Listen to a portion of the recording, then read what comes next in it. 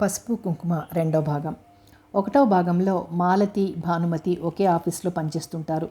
ఇద్దరికీ ఆకారాల్లోనే కాదు, గుణగణాల్లో కూడా భూమి ఆకాశాలకున్నంత తేడా ఉంటుంది. మాలతి తమలపాకులాగా సున్నితంగా ఉంటే, భానుమతి చాకులాగా వాడిగా ప్రవర్తిస్తుంటుంది. మాలతి మేనేజర్ చంద్రశేఖర్ ఇంటి పరిస్థితులు చూసి చలించిపోతుంది. భానుమతికి పెళ్ళై భర్త విదేశాలలో దూరంగా ఉంటాడు. ఇద్దరు గతాన్ని తలపోస్తుంటారు. కథ కొనసాగుతుంది.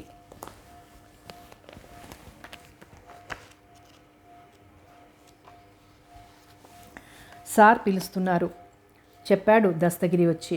భానుమతి మాలతి ముఖంలోకి చూస్తూ చిలిపిగా నవ్వింది. మాలతి కూడా నవ్వి సీట్లోంచి లేచి షార్ట్ హ్యాండ్ బుక్ తీసుకుని లోపలికి వెళ్ళింది. సాధారణంగా చంద్రశేఖరం ముఖంలోకి చూస్తూ మాట్లాడ్డు, కానీ కూర్చోండి అన్నాడు ఈవేళ ఆమె కళ్ళల్లోకి చూస్తూ. మాలతి బొమ్మలా కూర్చుని ఏం చెయ్యాలో తెలియక చేతిలోని పుస్తకం మీద వేళ్ళు అటు ఇటు కదిలిస్తోంది. నిన్న జరిగిన దానికి క్షమించండి. ఆమె పెదాల మీదకి చిన్న నవ్వొచ్చింది.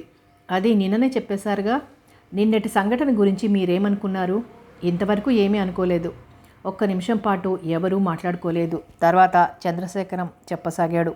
మా అమ్మది అసలు అత్యంత సున్నితమైన మనస్తత్వం. నాన్నని ఎంత భక్తితో ప్రేమతో ఆరాధించేదో నాకు తెలుసు.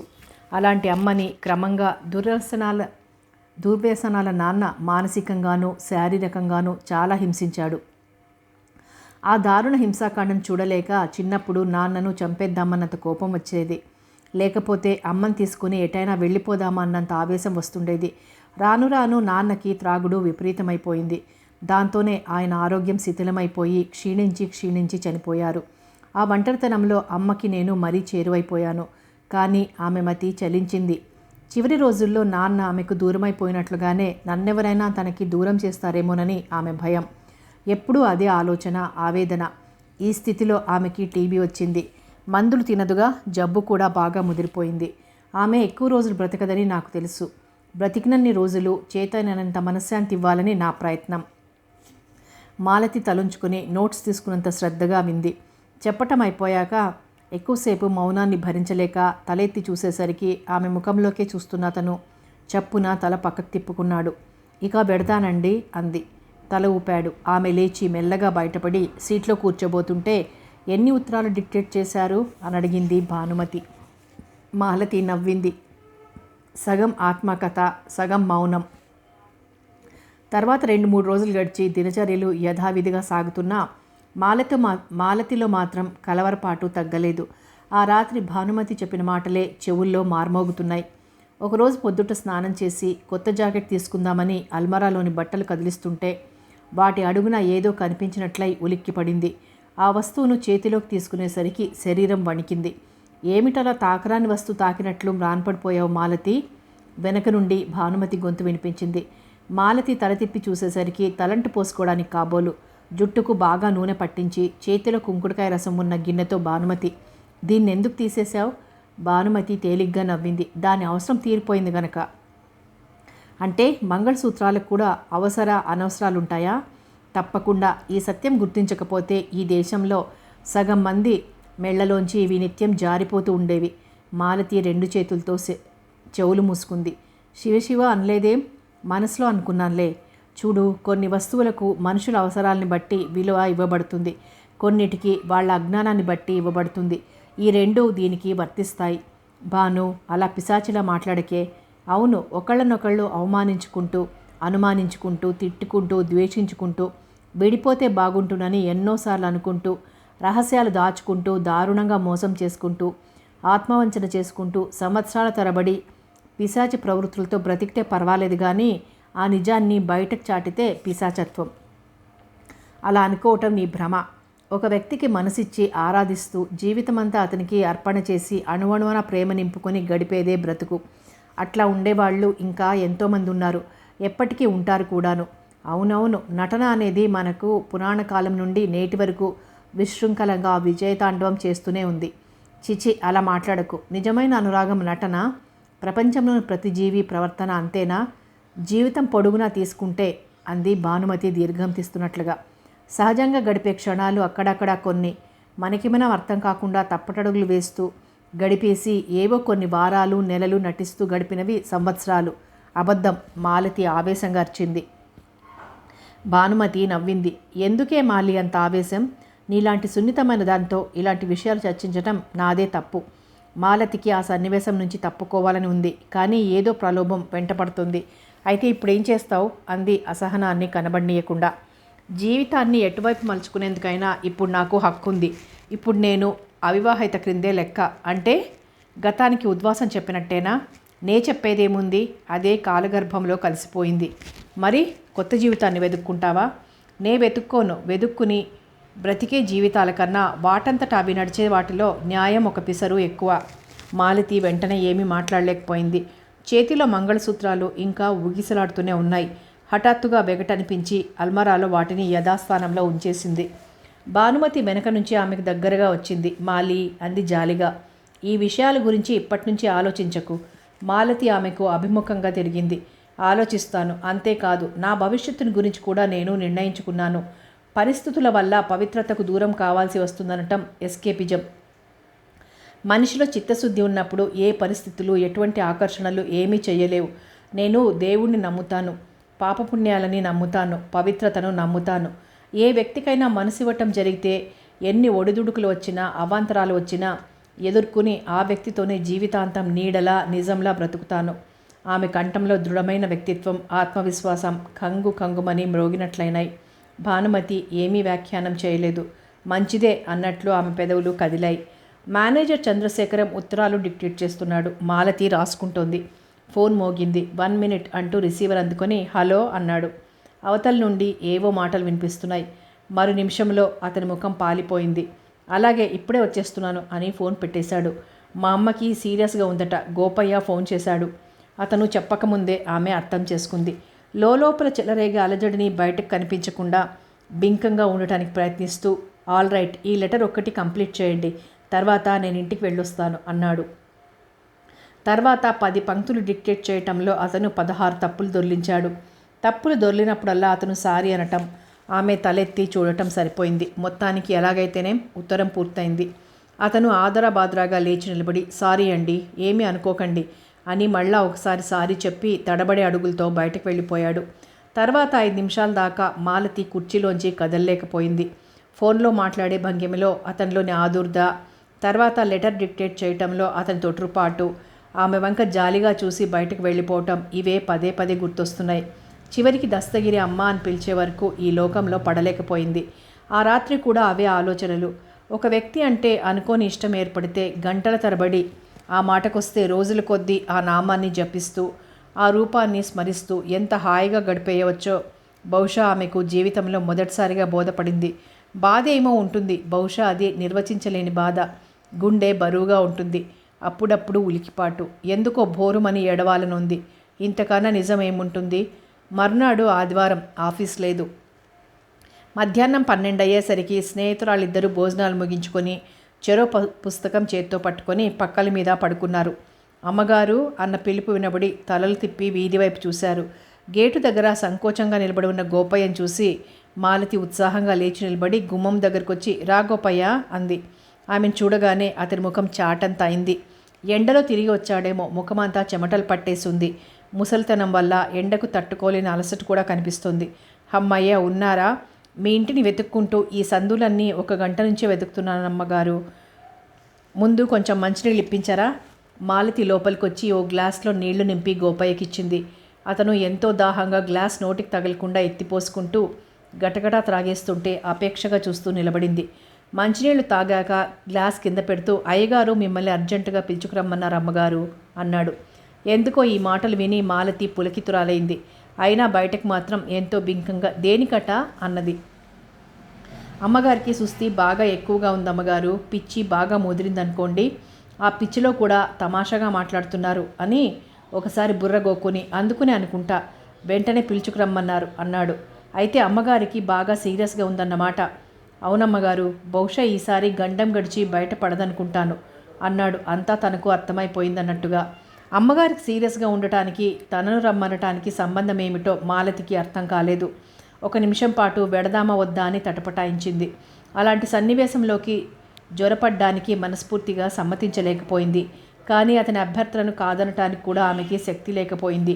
లోపలికొచ్చి భానుమతితో జరిగింది చెప్పి వెళ్ళనా అని అడిగింది. నువ్వు ఎలాగో వెళ్ళడానికి నిశ్చయించుకున్నావు అని భానుమతి నవ్వింది. మాలతి కూడా నవ్వింది. జవాబు చెప్పకుండా ఒకసారి అద్దం ముందు నిలబడి ముఖం చూసుకుని చెదిరిన జుట్టును కాస్త సరిచేసుకుంది. చీరను కూడా మార్చుకోలేదు. చెప్పులు తొడుక్కొని పద గోపయ్య అని బయటకు నడిచింది. టాక్సీలోంచి దిగి గోపయ్యతో ఆ చిన్న బంగాళా వంటి ఇంట్లోకి వెళ్ళేసరికి చంద్రశేఖరం అలికిడి విని బయటకు వస్తుండగా మాలతి చకితురాలైనట్లుగా నిలబడిపోయింది. ఒక్క రోజులోనే అతని ముఖం ఎంతో కాలం నుంచి రోగగ్రస్తుడైనట్లుగా దివాలా తీసింది. ఆమెను చూసినప్పుడు మాత్రం ఆ ముఖం మీద చిన్న కాంతిరేఖ వెలిగింది. రండి అన్నాడు డ్రాయింగ్ రూమ్లో సోఫాలో కూర్చుంటూ. మాలతి అతనికి ఎదురుగా కూర్చుంది. మిమ్మల్ని చాలా శ్రమ పెట్టాను, పర్వాలేదులేండి అన్నది ఏమన్నాలో తెలియక. చూడండి, మొదటి నుంచి నాది ఎక్కువ మందితో కలిసిమెలిసి తిరిగే స్వభావం కాదు. కాలేజీ చదువు అయిపోయే వరకు శంకర్ అనే ఓ ప్రాణ స్నేహితుడుండేవాడు. అతను నాటకాల మనిషి. తర్వాత దేశాల పాలయ్యాడు. ఇప్పుడు ఎక్కడున్నాడో తెలీదు. సరే, అది అలా ఉంచితే నిన్నటి నుంచి ఓ ఇరకాటంలో పడి ఈ విషయం ఎవరికి చెప్పుకోవాలో తెలియక ఆఖరికి మీరు గుర్తొచ్చి కబురు చేశాను. ఏమీ అనుకోకండి, చెప్పండి. అమ్మకు సుస్థి బాగా ఎక్కువైందనుకోండి. రక్తం బాగా కక్కేస్తుంది. డాక్టర్ గారు వచ్చి 1-2 రోజుల కన్నా బ్రతకదని చెప్పారు. ఇన్నాళ్ళు నన్నెవరన్నా దూరం చేస్తారన్న భయంతో అలమటించిపోతుండేదా. ఇప్పుడు ధోరణి మారింది. నేను ఒంటరివాడినైపోతానేమో అన్న బాధతో దహించుకుపోతుంది. నీకెవరూ లేరు అదే పాట. ఆ పాటకు విసుగులేదు. అంత పిచ్చిలోనూ ఆమె చావు గురించి తెలిసినట్టుంది. తను కన్ను మూసే లోపల అమాంతం నన్ను పెళ్ళికొడుకుని చేసేయాలని ఒకటే ఆరాటం. ఈ ఆరాటంతో నా ప్రాణాలు తోడేస్తోంది. ఏం చెయ్యాలో తెలియక ఎవరూ సలహా చెప్పేవారు లేక మీకు కబురు చేశాను. ఇంతలో లోపల నుంచి పెద్ద కేక వినిపించింది. ఒరేయ్, ఎవరూ కనిపించరేంరా? ఉండండి అంటూ శేఖరం ఆదుర్దాగా లేచి గబగబా లోపలికి నడిచాడు. ఒరేయ్, నన్ను అన్యాయం చేసి ఇలా రంపపు కోస్తావుట్రా? ఒరేయ్, నేను రేపో మాపో చచ్చిపోతాన్రా, నా కోరిక తీర్చరా? ఏదిరా అమ్మాయి, ఎప్పుడు తీసుకొస్తావు? తీసుకొస్తానమ్మా, తప్పకుండా తీసుకొస్తాను, కొంచెం ఓపిక పట్టు. ఒరేయ్, అబద్ధాలు చెప్పకురా. ఈసారి పెద్ద దగ్గుతెర కక్కుకుంటున్నట్టు చప్పుడు. మాలతీక ఉండబట్టలేకపోయింది. గబాల్న లేచి లోపలకు దూసుకు వెళ్ళింది. శేఖరం కిడ్నీ ట్రే లాంటిది పట్టుకొని ఉన్నాడు. అందులో ముద్దలు ముద్దలుగా ఎర్రగా రక్తం. తర్వాత ట్రే కింద పెట్టి తల్లిని పడుకోబెట్టి తువ్వాలతో నోరు ముఖం తుడుస్తున్నాడు. జీవం లేనట్లు అటు ఇటు కదులుతున్న ఆమె కళ్ళు ఉన్నట్టుండి శేఖరం వెనగ్గా నిలబడి ఉన్న మాలతి మీద నిలిచాయి. వెంటనే మెరిసినట్లయింది. వచ్చావా అన్నట్టు చూసి దగ్గరకు రమ్మన్నట్టు సంజ్ఞ చేసింది. మాలతి బొమ్మలా కదిలి మంచం దగ్గరకు వెళ్ళి నిల్చుంది. నీకోసమే కబురు చేస్తున్నాను. వీడేమో చెప్పాను ఇదిగో వస్తుంది అదిగో వస్తుంది అంటున్నాడు. నువ్వేమో ఎంతకు రావు. నాకేమో రావాలంటే శక్తి లేదు. మాలతికి ఆశ్చర్యంగా ఉంది. ఆ రోజు ఎంతో ఉన్మాదినిలా భయంకరంగా గోచరించిన స్త్రీమూర్తేనా ఈమె? ఇంత చక్కగా ఎలా మాట్లాడుతోంది? మరి గోపయ్య అలా చెప్పాడేం? ఇంకా దగ్గరకు రమ్మన్నట్లు సంజ్ఞ చేసింది. మాలతి కొంచెం ముందుకు జరిగి ఎండు పుల్లలా ఉన్న ఆమె చేతుల్ని తన చేతుల్లోకి తీసుకుంది. చూడు, ఆ రోజు నిన్ను చూశాను. నీ మీద పడి పీకి పెట్టాను కూడా. కానీ ఇప్పుడు నేను వెళ్ళిపోతున్నాను. వాణ్ణి చూసుకునేందుకు ఎవరుంటారు? నాకెందుకో నువ్వే గుర్తొచ్చావు. మీ ఇద్దరికీ ఇదివరకే మనసులు కలిసి ఉంటాయి. అందుకే కలిసి తిరిగారు. ఇన్నాళ్ళు మీ మధ్య నేను అడ్డు వచ్చాను. ఇక అడ్డు రాను. వచ్చే శక్తి కూడా లేదు. నీ చేతులు పట్టుకుని వేడుకుంటున్నాను. ఈ ఇంటి బాధ్యత ఇక నువ్వే తీసుకోవాలి. అమ్మా అంటున్నాడు శేఖరం ఆదుర్దాగా. నువ్వు ఊరుకోరా, నీకు తెలీదు అని అతన్ని కసిరి, నా మాట కాదనవు కదమ్మా. అయినా నేను పొరపాటు చేయలేదనుకుంటాను. నీ మనసులోనిదే నేను చెప్పాను. అవునా? నాకు మాట ఇస్తున్నావు కదూ? మాలతి నిలువున వణికినట్లయింది. ఆమె గుండె గబగబా కొట్టుకుంటోంది. పరిస్థితి ఇలా కమ్ముకొస్తుందని ఆమె కల్లో కూడా అనుకోలేదు. అవును కదూ, నాకు మాట ఇస్తున్నావు కదూ? మాలతి చేతుల్లో ఆ వృద్ధమూర్తి చేతులు కంపిస్తున్నాయి. శేఖరం ఆమె ముఖం వంక చూడటానికి కూడా ధైర్యం చాలక అసహనంగా శరీరాన్ని అటు ఇటు కదిలిస్తున్నాడు. మాలతి కళ్ళ ముందు వలయాలు, కాళ్ల కింద భూకంపాలు. ఏం జరుగుతోంది? ఇంత హఠాత్తుగా ఎందుకు జరుగుతోంది? ఉన్నట్లుండి ఆమెలో తెగింపొచ్చింది. ఆ వృద్ధమూర్తి చేతుల చుట్టూ ఆమె చేతివేళ్లు బిగుసుకున్నాయి. అలాగే జీవం లేని ఆమె కళ్ళల్లో మళ్ళీ ఓ మెరుపు. ఏదో చెప్పబోయింది. అంతలోనే ఓ దగ్గుతెర, పేగులు కదిలిపోయినట్లు, నరాలు మెలిపెడుతున్నట్టు, భళ్ళుమని రక్తం. తర్వాత అలసిపోయినట్లు, స్పృహ తప్పిపోయినట్లు కళ్ళు మూసుకుని ఉండిపోయింది. మాలతి హాల్లోకి వచ్చి సోఫాలో ఓ పక్క కూర్చుంది. ఆమె మనసంతా అలజడిగా కలవరంగా ఉంది. శేఖరం వెనక నుంచి వచ్చాడు. మాలతి గారు.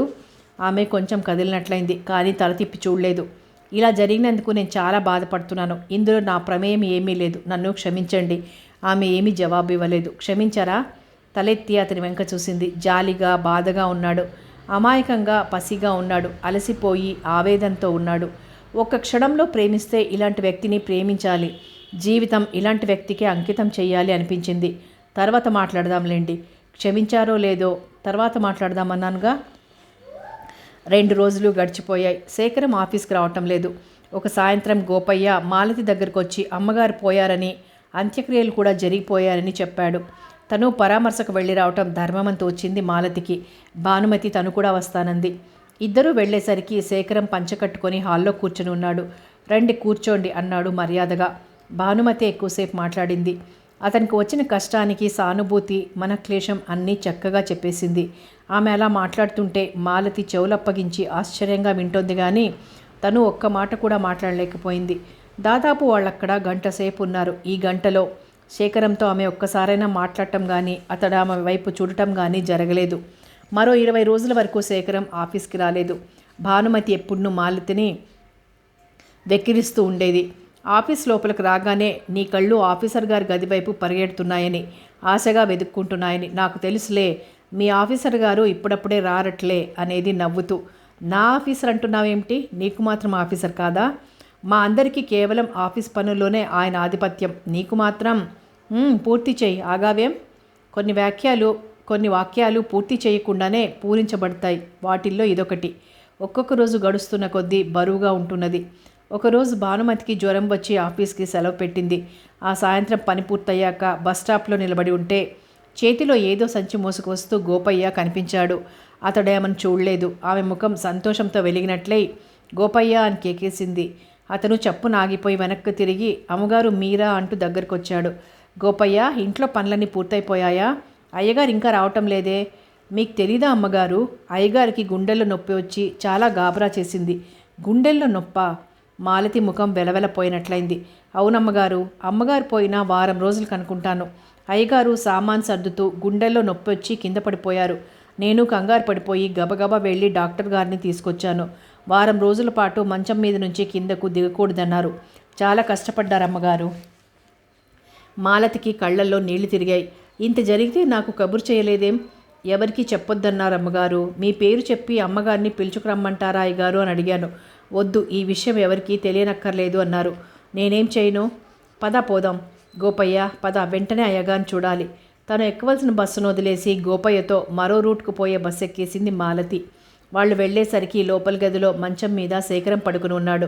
పైన ఫ్యాన్ తిరుగుతోంది. ఇంకా చీకటి పడకపోయినా కిటికీ తలుపులు మూసి ఉండటం చేత గదిలో మసకమసగ్గానే ఉంది. ఎవరు గోపయ్య అన్నాడు శేఖరం అలికిడి విని. మాలతి గదిలోకి గడుగుపెట్టి గుమ్మం దగ్గర నిలబడింది. ఎవరు? మాలతి మాట్లాడలేదు. చివరకు మీరా అన్నాడు గుర్తుపట్టి. మాలతి ముందుకు నడిచి మంచం దగ్గరకు వచ్చింది. ఇంత జబ్బుగా ఉంటే కబురు చేయలేదేం? ఆమె గొంతు వణికింది. ఏమంత పెద్ద జబ్బు? శేఖరం నవ్వడానికి ప్రయత్నం చేశాడు. కొంచెం గుండెల్లో నొప్పి, హార్ట్అటాక్ ఏం కాదన్నారు డాక్టర్లు. ఏదైనా మీరు లేవటం లేదు. 1 రోజు కాదు, 2 రోజులు కాదు, ఇన్ని రోజులు నాకు తెలియచేయకుండా చేయడానికి సాహసం లేకపోయింది అన్నాడు శేఖరం విచారంగా. ఒకసారి మీకు కబురు చేసి చాలా అపచారం చేశాను. ఆ షాక్లోంచి ఇంకా నేను కోలుకోనేలేదు. ఆ రోజు మీరెంత బాధపడి ఉంటారో, నన్నెంత అసహించుకొని ఉంటారో ఊహించగలను. మళ్ళీ ఈ నరకంలోకి మిమ్మల్ని ఏడవటం నాకు ఇష్టం లేదు. మిమ్మల్ని ఇంతకంటే ప్రశాంతమైన పరిస్థితుల్లో కలుసుకోవాలి. మీ దగ్గర మనస్ఫూర్తిగా క్షమాపణలు పొందాలి.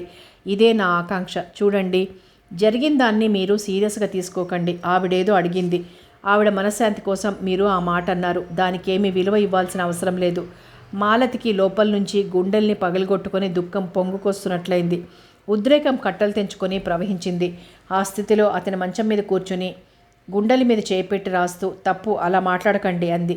లేకపోతే నాలో బాధ చల్లారదు. అసలు నాకు చెప్పండి, అంత బాధపడే అవసరమేముంది? జరిగిన దానికి అంత దారుణమేం జరిగింది? ఒక అవివాహితురాలైన స్త్రీని. మాలతికి నవ్వొచ్చింది.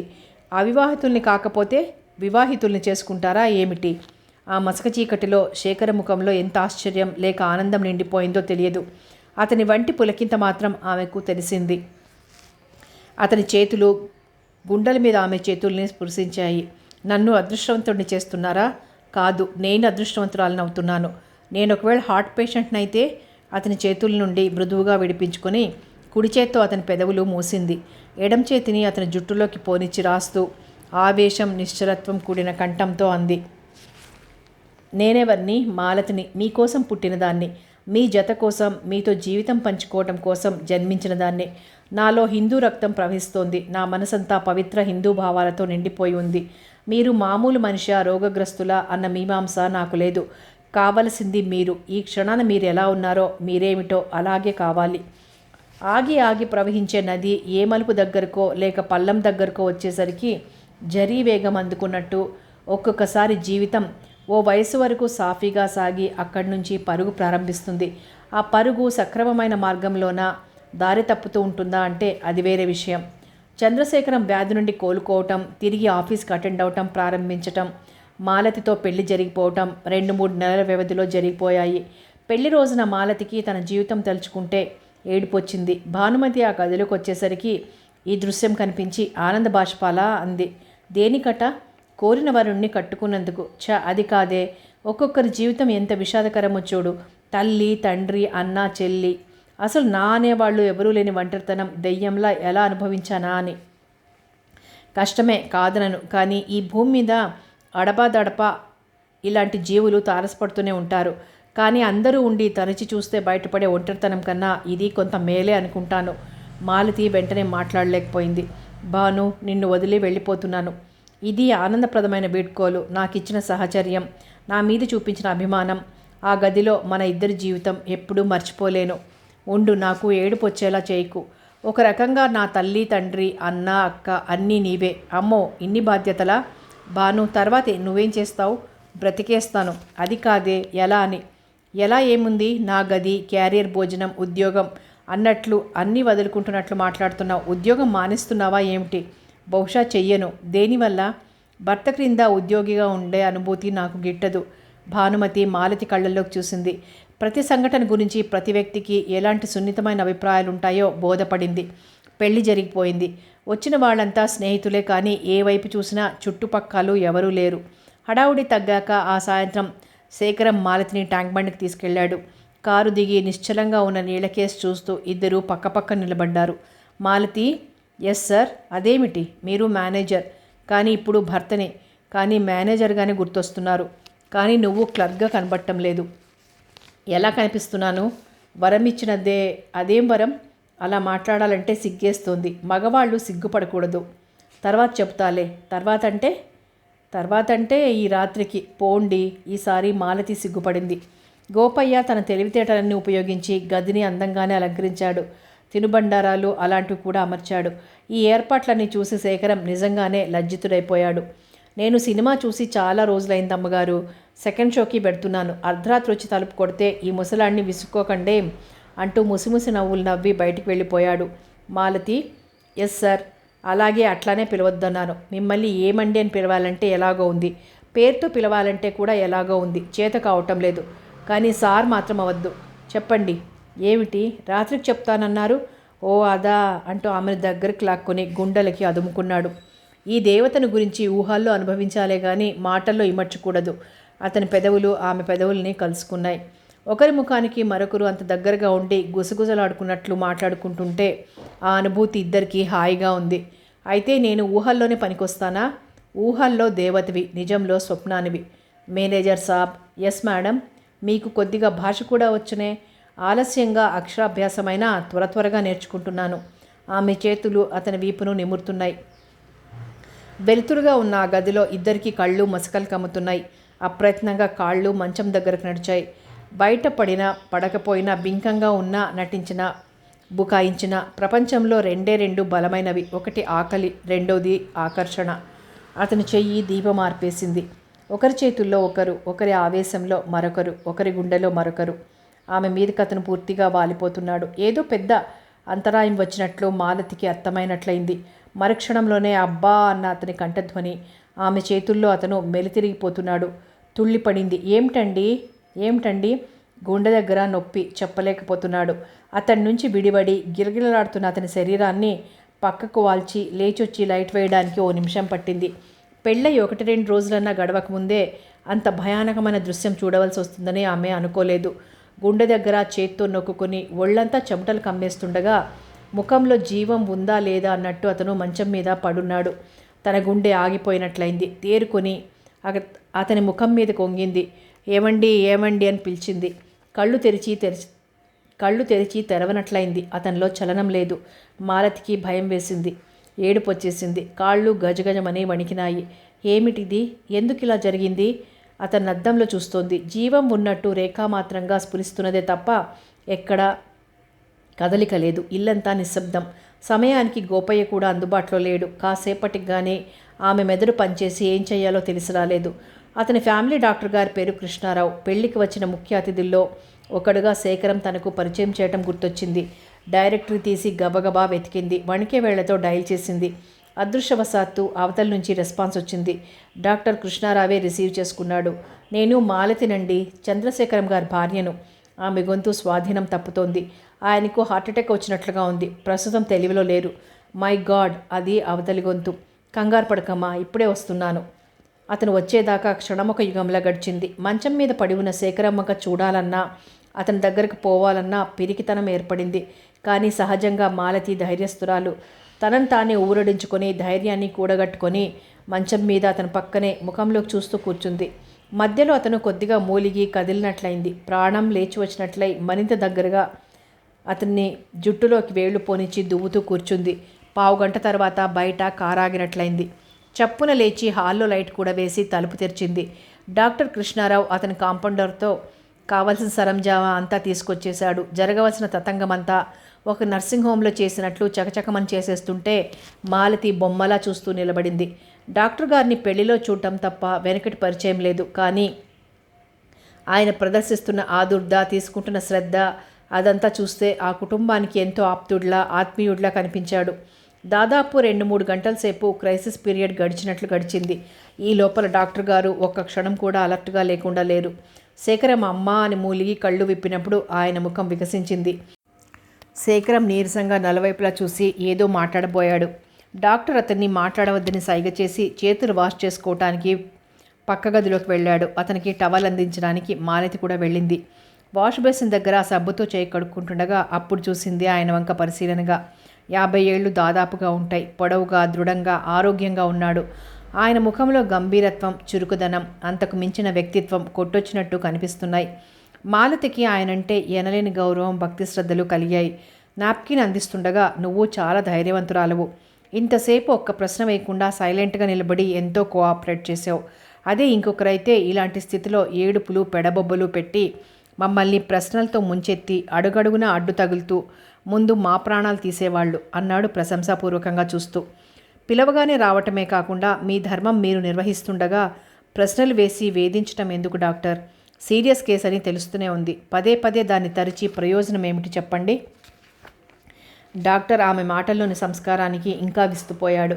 అంతేకాకుండా ఆమె అలంకరణ, గదిలోని సరంజామా ఇదంతా చూసి ఆ రాత్రి ఎలాంటిదో గ్రహించాడు. ఇటువంటి సమయంలో ఆమె ఎంత భయంకరమైన సంక్షోభాన్ని మనసులో ఇముడ్చుకుని నిగ్రహం అవలంబించిందో తలుచుకుంటే మనసులో అభినందించకుండా ఉండలేకపోయాడు. డాక్టర్తో ఆమె గదిలోకి వచ్చింది. ఎప్పుడు వచ్చాడో గాని గోపయ్య నిలబడి ఉన్నాడు. అతను గుడ్ల నీరు కూక్కుంటూ, అమ్మగారు మీరెంత అవస్థలో ఉంటే సమయానికి నేను లేకుండా పాడు సినిమా చూస్తూ కూర్చున్నాను. నా మొహం మండ, ఎంత పని చేశాను అని చిందులు తొక్కుతుంటే డాక్టర్ ఉష్ అని వారించాడు. శేఖరాన్ని మరోసారి పరీక్ష చేసి అతని భుజం మృదువుగా తట్టి పర్వాలేదన్నట్టుగా సైగ చేసి యువతలకు వస్తుంటే మాలతి అతని వెనక నడిచింది. బయటికి వచ్చాక నేనికా పెడతానమ్మా, పర్వాలేదనుకుంటాను. ఏదైనా అవసరం ఉంటే ఫోన్ చేయి, రేపు పొద్దుట వస్తాను. అంతవరకు అతన్ని మాట్లాడనివ్వకు, మంచం మీద నుంచి కదలనివ్వకు అన్నాడు. ఆమె తల ఊపింది. ఆయన కాంపౌండర్తో సహా కారులో వెళ్ళిపోయాక ఆమె ఒక్క క్షణం అక్కడే ఏటో చూస్తున్నట్లు నిలబడి తర్వాత లోపలికి వచ్చింది. గోపయ్య తలుపులు వేయటానికని బయటకెళ్ళాడు. ఆమె మంచం దగ్గరకు వచ్చి శేఖరం పక్కన కూర్చుంది. నీరసంగా, జాలిగా, పేలవంగా ఉన్న కళ్ళతో ఆమె వంక చూస్తున్నాడు. ఆ కళ్ళల్లో గిర్రున నీళ్లు తిరిగాయి. మాలతి, తెలియలేదు నీకు అన్యాయం అంటూ తన చేత్తో మృదువుగా అతని పెదవులు మూసింది. తర్వాత మాట్లాడుకుందాం, మీరు పడుకోండి. అతను అలాగే ఆమె కళ్ళల్లోకి చూస్తున్నాడు. ఆమె కూడా అతని కళ్ళల్లోకి చూస్తోంది. విధి విరామం లేకుండా చూసే శక్తి పోకుండా, ఆసక్తి నశించకుండా, పక్కకు తిప్పుకోకుండా చూసుకోగల కళ్ళు కొన్నే ఉంటాయి. మరో 2 వారాలు గడిచేసరికి శేఖరం ప్రమాదావస్థ నుంచి క్రమంగా కోలుకున్నాడు. అంతవరకు ప్రతిరోజు డాక్టర్ కృష్ణారావు 2 పూటలా వచ్చి చూసి పెడుతూనే ఉన్నాడు. భానుమతి మొదటిసారిగా చూడటానికి వచ్చినప్పుడు మాలతి ఆమెను చూసి ఏడుపును ఆపుకోవటానికి ప్రయత్నించింది. ఎందుకో నీ జీవితంలో ముందు ముందు చాలా మెలోడ్రామా ఉంటుందనిపిస్తుందే మాలి. నీ జీవితం సంఘటనల మయం అని తోస్తోంది. మాలతి ఆమె కళ్ళల్లోకి చూసి ఊరుకుంది. తర్వాత ఆ విషయాన్ని గురించి సంభాషణ ఎవరూ పొడిగించలేదు. ఒక సాయంత్రం డాక్టర్ గారు వచ్చి పరీక్ష చేసి వెళ్ళిపోతూ నీతో కొంచెం మాట్లాడాలమ్మా అన్నాడు. మాలతి అతను ఏకాంతంగా మాట్లాడగోరుతున్నట్లు గ్రహించి గోపయ్యను శేఖరం దగ్గర ఉండమని చెప్పి ఆ గది తలుపులు దగ్గరగా వేసి వచ్చింది. ఇద్దరూ సోఫాలో ఎదురెదురుగా కూర్చున్నారు. శేఖరాన్ని నేను చిన్నప్పటి నుండి ఎరుగుతున్నమ్మా, కానీ అవసరం రాకపోబట్టి కిందటిసారి అతను జబ్బు పడేదాకా అతన్ని పరీక్ష చేసే అవకాశం కలగలేదు. అప్పుడు తెలిసింది అతనికి కంజెనిటల్ హార్ట్ డిసీజ్ ఉందని. అయితే ఇన్నాళ్ళు సిమ్టమ్లెస్గా ఉండడం వల్ల బయటపడలేదు. పోయినసారి ఈ జబ్బు గురించి నేను తెలుసుకున్నాక తీసుకోవాల్సిన జాగ్రత్తల గురించి అతనితో చర్చిద్దామనుకున్నాను. కానీ అసలే తల్లిపోయిన షాక్లో ఉన్నాడు. అతనికి గుండె జబ్బు ఉన్నట్లు చెబితే మరింత మనోవ్యధకు కారణమవుతుందని అతను తన్ను గురించి అడిగినా ఏమీ లేదని, మామూలు నొప్పే అని నేనే మభ్యపెట్టాను. తర్వాత వీలు చూసుకొని నెమ్మదిగా చెబుదామనుకున్నాను. అదే పొరపాటు అయిందనిపిస్తోంది. తర్వాత నేను ఇంటర్నేషనల్ మెడికల్ కాన్ఫరెన్స్కి అటెండ్ అయి తిరిగి వచ్చేసరికి మీ పెళ్లి స్థిరపడిపోవటం, మరునాడే ముహూర్తం కావటం. ఈ స్థితిలో నిజం చెప్పి ఈ పెళ్లిని చెడగొట్టే శక్తి నాకు లేకపోయింది. కొన్నాళ్ల దాకా శరీరానికి అలసట కూడదని, ఆపరేషన్ అవసరమని చెప్దామనుకున్నాను. అది సాధ్యపడలేదు. మాలతి తల వంచుకొని మెదలకుండా వింటోంది. ఏమ్మా, బాధపడుతున్నావా? లేదు. ఒకసారి నిర్ణయం తీసుకున్నాక దాన్ని గురించి రెండో ఆలోచన చేయటం నాకు అలవాట్లేదు. అతనికి ఆపరేషన్ చేయించాలమ్మా, వెంటనే కాదు, 5-6 వారాలు గడిచాక. అంటే గుండె ఆపరేషన్ తట్టుకునే స్థితికి వచ్చాక. లేకపోతే ఈ ఎపిసోడ్స్ ఇలా కంటిన్యూ అవుతూనే ఉంటాయి. మీరు ఎలా చెప్తే అలా చేస్తాం డాక్టర్. ఆయన్ని తిరిగి ఆరోగ్యవంతుని చేయడమే నా లక్ష్యం. ఆపరేషన్ రాయవెల్లూరులో అయితే బాగుంటుందమ్మా. నేను అక్కడికి ఉత్తరం రాసి అన్ని ఏర్పాట్లు చేస్తాను. ఈ లోపల అతను బాగా రెస్ట్ తీసుకుంటూ ఉండాలి. ఏమాత్రం ఎగ్జైట్ కాకూడదు. డాక్టర్లు అనుమతించేదాకా మీ ఇద్దరి మధ్య. మాలతి అర్థమైనట్టు తల ఊపింది. వస్తానమ్మా. ఈ విషయాలు మెల్లగా అతనికి చెప్పు. ఆయన వెళ్ళిపోయాక మాలతి తలుపులు తెరిచి గదిలో కడుగుపెట్టింది. గోపయ్య బయటికి వచ్చేశాడు. మాలతి, నా జబ్బు సీరియస్నెస్ గురించి డాక్టర్ చెప్తున్నాడు కదూ? ఆహా, అదేం లేదు అంటూ ఆమె అతని పక్కకు వెళ్ళి కూర్చుంది. ఆయన నాకు ముందే ఈ సంగతి చెప్పి ఉంటే నేను అసలు పెళ్ళే చేసుకునేవాడిని కాదు మాలతి. నీ జీవితం నాశనం చేశాను. మీరు నన్ను అవమానిస్తున్నారు కాదు, నా ఆవేదన చెప్తున్నాను. మీరు నన్ను పెళ్లి చేసుకోవటానికి నిరాకరించినా పట్టుబట్టి నేనే చేసుకునేదాన్ని. ఈ మాలతి గురించి మీకు తెలియదు. నిన్ను నువ్వు కన్విన్స్ చేసుకునేందుకు ప్రయత్నించకు మాలతి. ఆత్మవంచన చేసుకునే అలవాటు మొదటి నుంచి లేదు. జీవితం అన్నాక అనుకోని సంఘటనలు అనేకం ఎదురవుతుంటాయి. నిలబడి వాటిని తట్టుకోవాలి కానీ కలవరపడి పారిపోకూడదు. పోనీ ఇది నాకిష్టమైన చేదు, సరేనా? మాలతి, అతని గొంతు వణికింది.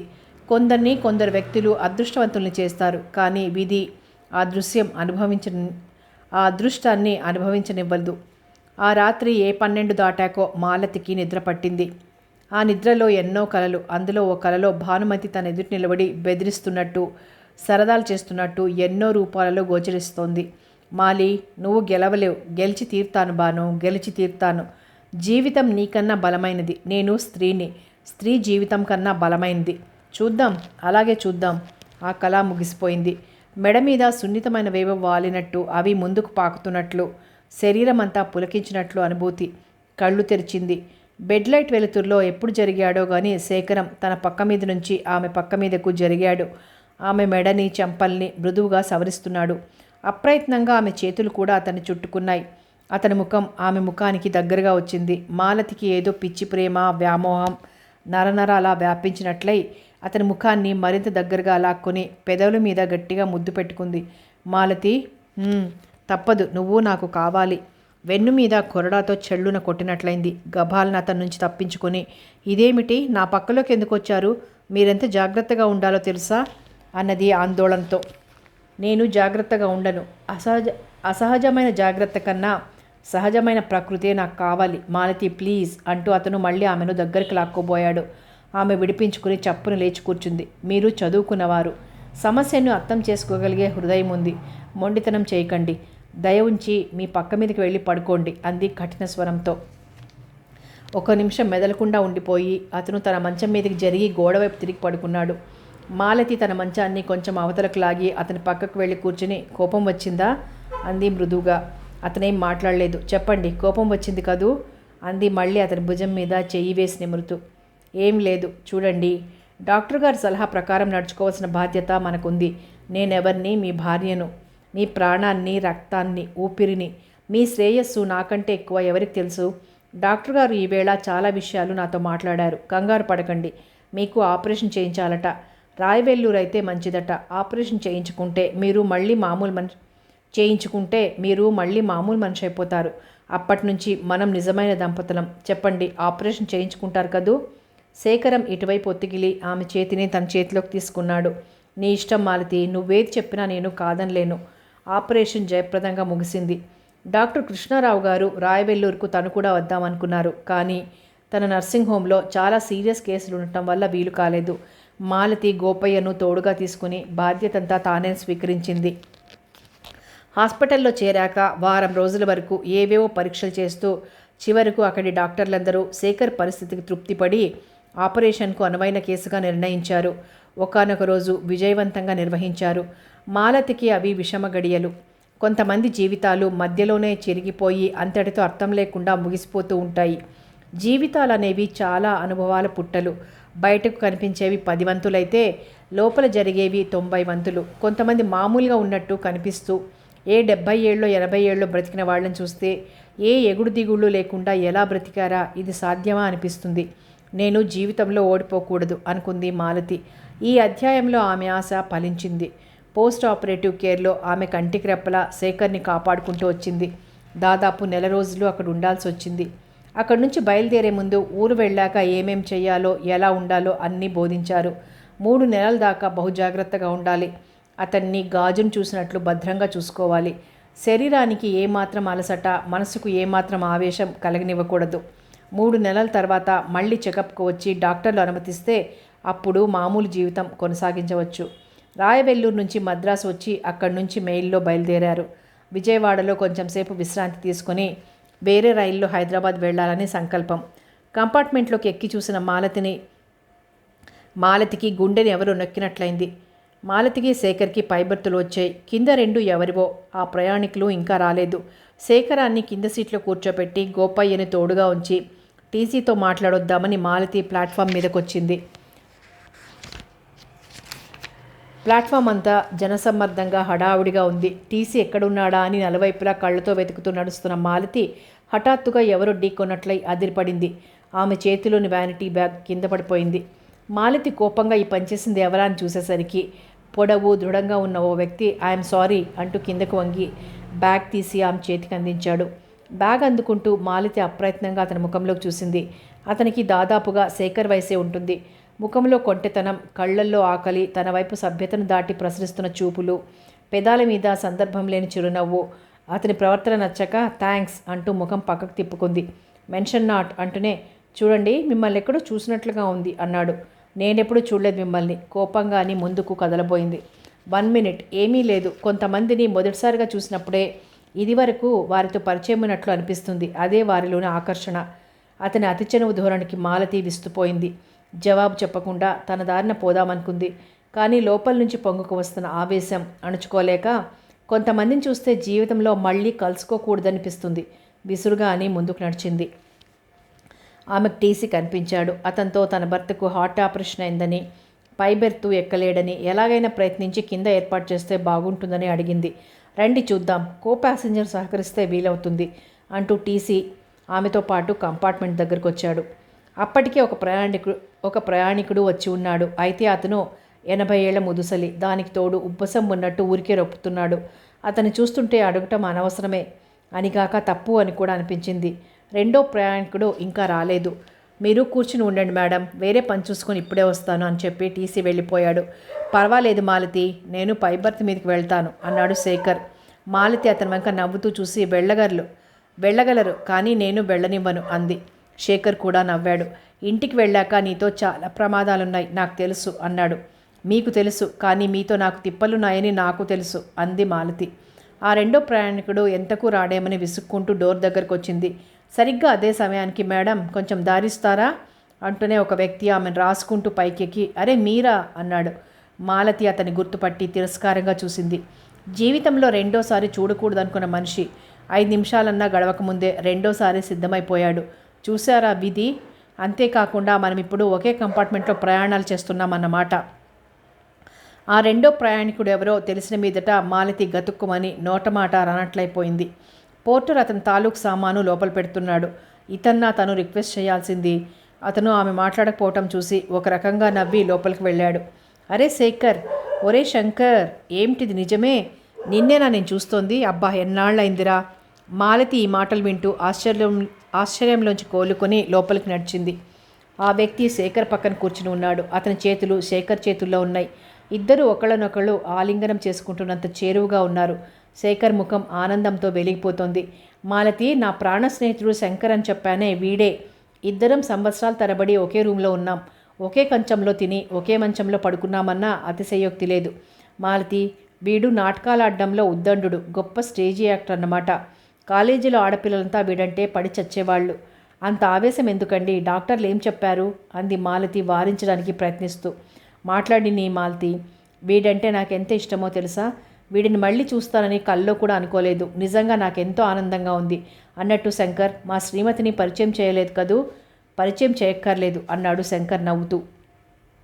అయితే మా కో ప్యాసింజర్ నువ్వే అన్నమాట. ఈ మధ్య నాకు హార్ట్ ఆపరేషన్ జరిగిందిలే.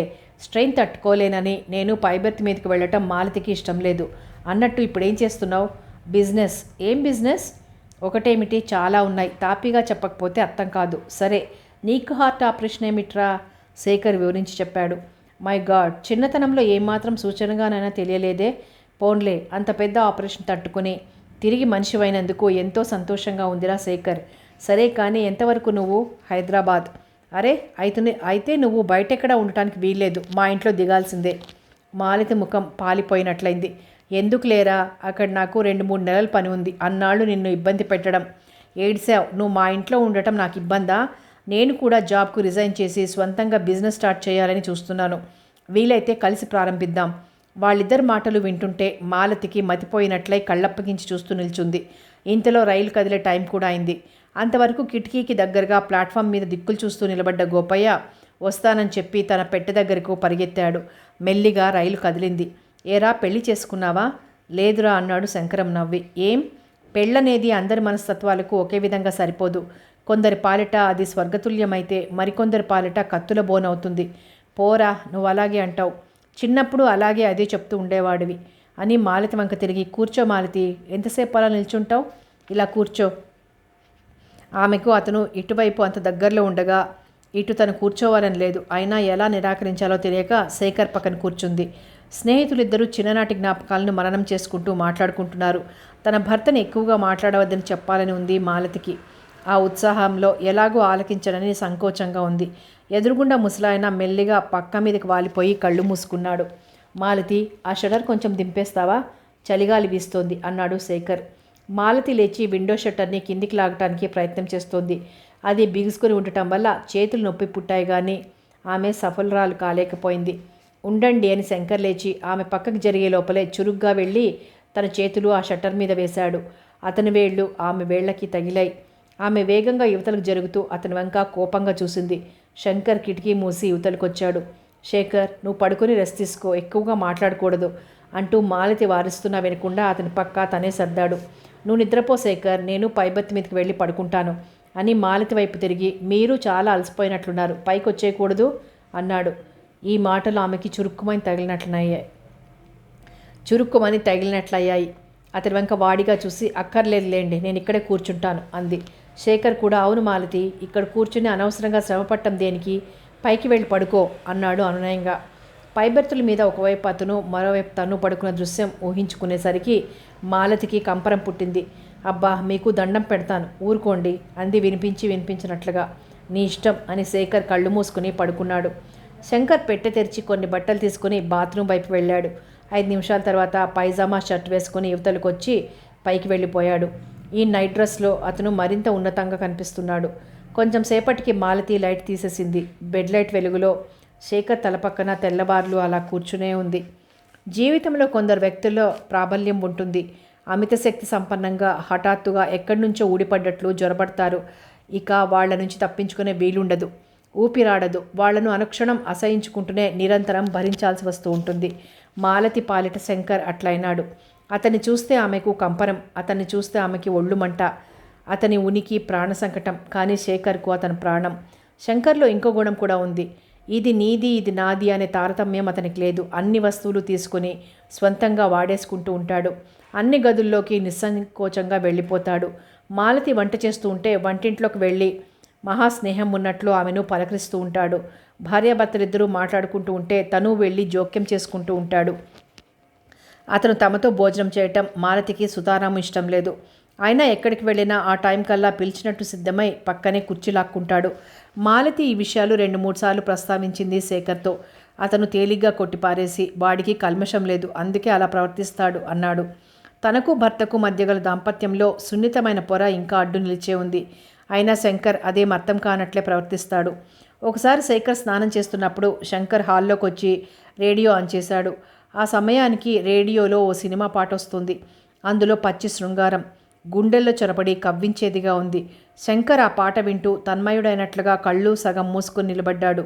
లోపల నుంచి మాలతి విసురుగా వచ్చి రేడియో ఆఫ్ చేసింది. శంకర్ తెల్లబోయినట్లు, అదేమిటి పాట ఆపేశారేం అన్నాడు. ఈ ఇంట్లో ఇలాంటి పాటలు వినబడ్డానికి వీల్లేదు. ఏం కారణం మీకు తెలుసు. పాట వింటే జీవితం దగా చేస్తుందా? కాదు, ఎత్తి పొడుస్తుంది. శంకర్ తేలిగ్గా నవ్వేశాడు. మీరు పొడిచినట్టు మాట్లాడతారు అని అన్నట్లు ఈవేళ మినిస్టర్ గారిని కలుసుకునేందుకు పెడుతున్నాను, ఒక పెద్ద టెండర్ సాధించడానికి. అందుకని ఈ డ్రెస్ వేసుకున్నాను. అవును, ఈ డ్రెస్ బాగుందా? మాలతికి ఒళ్ళంతా దహించుకుపోయినట్లయింది. ఏమిటండి మీరనేది? శంకర్ మళ్ళీ బిగ్గరగా నవ్వేశాడు. అవును, మిమ్మల్ని ఈ విషయం అడగాలనుకుంటున్నాను. అలాంటివేమైనా ఉంటే వారు ఉండగా అడగండి. కాదు, శేఖర్ ఉండగా అడగలేను. వాడు నేను ఎంత ప్రాణ స్నేహితులమో ఈ పాటికి అర్థమయ్యే ఉంటుంది. అయినా మా ఇద్దరి మధ్య కొన్ని ఇబ్బందులున్నాయి. మాలతికి సంభాషణ చాలా అసహనంగా ఉంది. ఇవన్నీ నాకెందుకు చెప్తున్నారు? చెప్పక తప్పదు కాబట్టి. చూడండి, మీకేం అపకారం చేశానో వచ్చినప్పటి నుంచి చూస్తున్నాను. నన్ను చూస్తూనే ఎందుకంత మండిపడుతున్నారు మీరు? దాచడానికి ప్రయత్నించకండి. నన్ను చూసినప్పుడల్లా మీలోని అశాంతి ప్రతి సంభాషణలోనూ సంఘటనలోనూ నన్ను దూరం చేయాలని ప్రయత్నం. ఇది నేను సహించలేకుండా ఉన్నారా? నిజం చెప్పమంటారా? కొంతమంది నాకు నచ్చరు. కథ కొనసాగుతుంది.